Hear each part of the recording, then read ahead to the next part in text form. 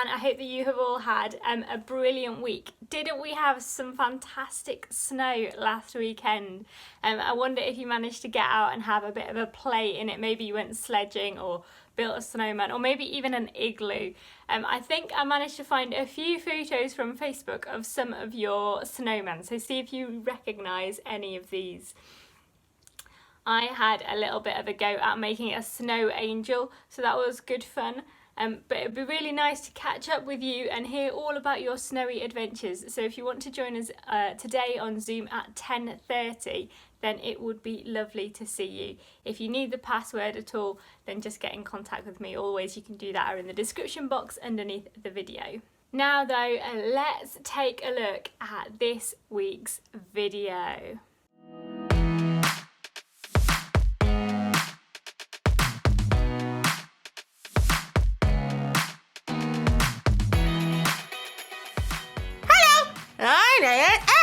How nice of you to join me today.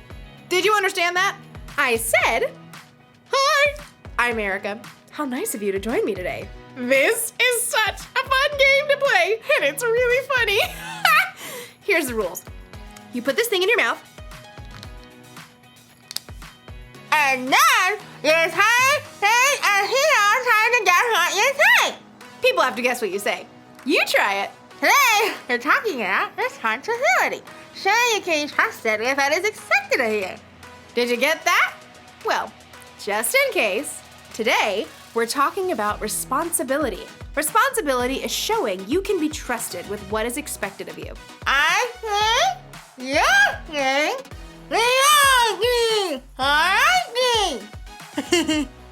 Hazy, lazy, what are you? Hazy, lazy, had no hair.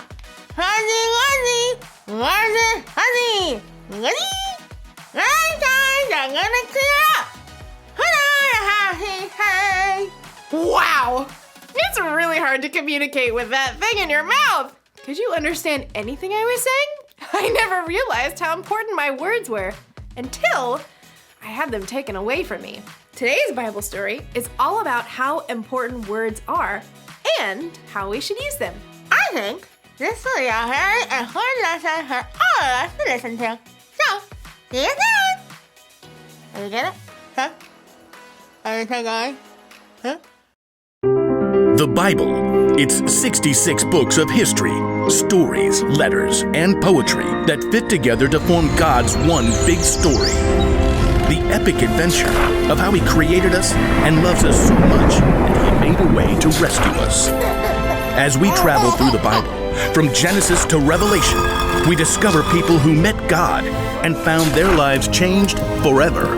Now, for an amazing story, inspired by the book of Ephesians, chapter 4, verse 29. There's an old saying you might have heard before. Sticks and stones may break my bones, but words will never hurt me. Yeah, on the surface that makes sense. I mean, you drop a heavy rock on my leg, I might end up with a big cast. But you yell at me, and I don't even get a scratch, right? Well, it's a little more complicated than that, as we're about to discover in a letter from the Apostle Paul to the church in Ephesus. Let's see. What are the most important things they need to know? Paul had spent years teaching the church in Ephesus, but now he was in prison. So he wanted to remind the Ephesians what God had done for them and how it should change the way they treated each other, especially when it came to their words. Don't let any evil talk come out of your mouths. Say only what will help to build others up and meet their needs. Then what you say will help those who listen. Your words are strong and powerful. They can make an incredible impact on the people around you, whether that's for good or not. Let's imagine what it might look like if we could actually see our words. You totally rocked it on the field today. Aw, now those words were like a nice pat on the back. Words can be incredibly encouraging. Hey, I know you've been feeling kind of sad. I'm always here if you need someone to listen.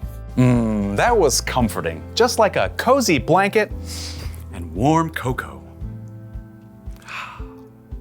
But we don't always use our wordy superpowers for good. Wow, did you even look in the mirror this morning?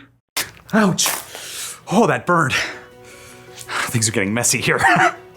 And if you get really angry, well, that's when your words can be real zingers. You are so mean. I wish you weren't my brother. Ooh. Thoughtless words can shatter someone, break apart relationships. We all make mistakes with our words sometimes. We all end up hurting others with the things we say. But when that happens, sometimes we get a second chance to use our words wisely. I'm really sorry. That was an awful thing to say. Can you forgive me? Just like your words can hurt people and break relationships, words can also be the glue that puts them back together. Your words can actually bring healing. Think about it. Every single one of us has the power to make or break somebody else's day with just a few words. Whether you write it, speak it, type it, or shape it, your words are an incredible tool. You may not have the money to buy somebody an expensive gift, but the note you write or the encouraging thing you say in the hall may mean even more to them. So, think about your words. Each one. Weigh them carefully. Picture actually what they might look like when they come out of your mouth. A knife that cuts deep or an encouraging pat on the back. Remember, Paul believed our words are so important to God that he wrote about it from prison. Don't let any evil talk come out of your mouths. Say only what will help to build others up and meet their needs. Then, what you say will help those who listen.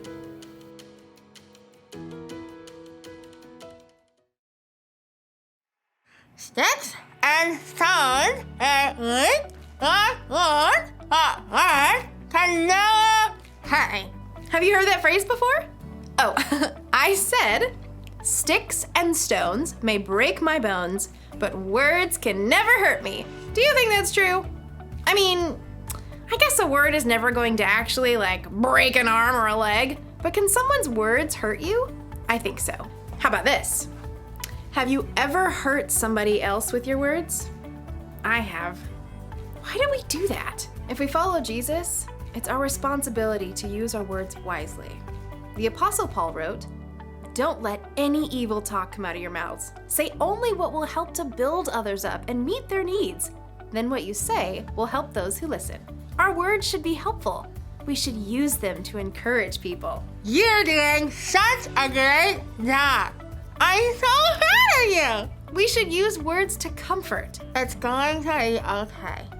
When life gives you lemons, make lemonade. And you should definitely use your words without this thing.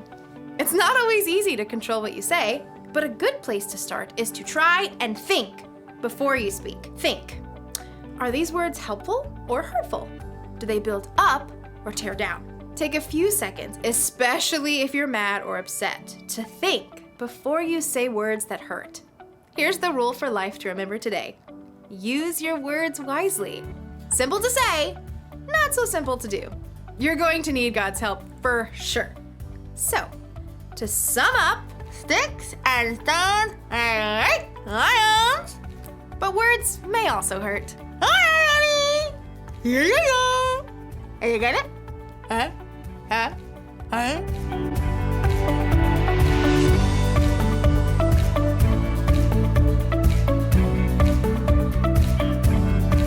So, it turns out that our words can be pretty powerful. And that means that we have got a really big responsibility to choose the words we use wisely. Jesus is an amazing example of someone we can look to who always chose his words wisely. He always told the truth and he always looked to build up others. In Paul's letter to the Ephesian church, then we learn there as well some really useful tips for how we can choose to use our words.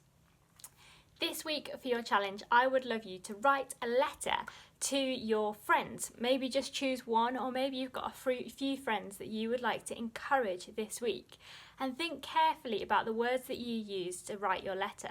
Try to encourage your friends and build them up. Maybe you've noticed they're really good at football, or maybe they're just a really good friend to you and you want to tell them that.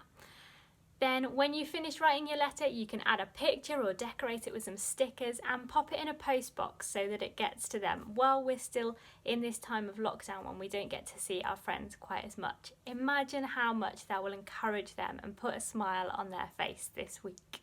If you want to take a picture of your letter and send it in to us, then your name will go into our, not this one, into our February prize bag. This is our January prize bag, so it's now time to choose a winner from our January prize, for our January prize. So let's have a look and see whose name we are going to pull out. It's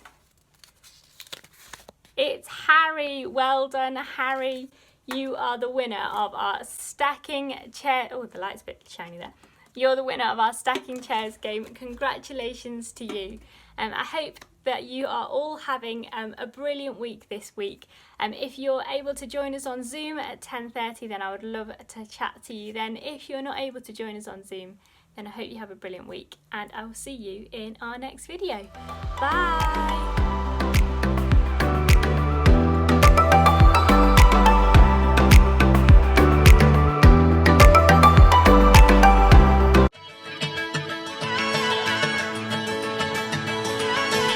You never turn away, you never leave my side.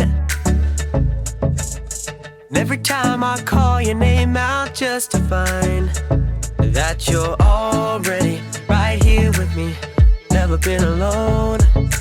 I can trust you with my heart, 'cause this I know.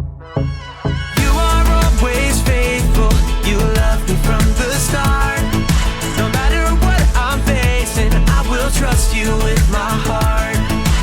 You are more than able to lead me through the dark. Your love is never failing, I will trust you with my heart. Whoa, I will trust you with my heart. There are days when I feel I need a friend, and then I hear your voice reminding me again that you're already right here with me, never been alone. I can trust you with my heart, 'cause this I know. You are always faithful, you love me from the start. No matter what I'm facing, I will trust you with my heart. You are more than able to lead me through the dark. Your love is never failing, I will trust you with my heart. Whoa, I will trust you with my heart. No matter what may come, no matter what I go through, God, you are never gonna fail me, I will trust you with my heart. No matter what may come, no matter what I go through, God, you are never gonna fail me, I will trust you with my heart. You are always faithful, you love me from the start. No matter what I'm facing, I will trust you with my heart. You are more than able to lead me through the dark. Your love is never failing, I will trust you with my heart. Whoa, I will trust you with my heart. Whoa, I will trust you with my heart. Whoa, I will trust you with my heart.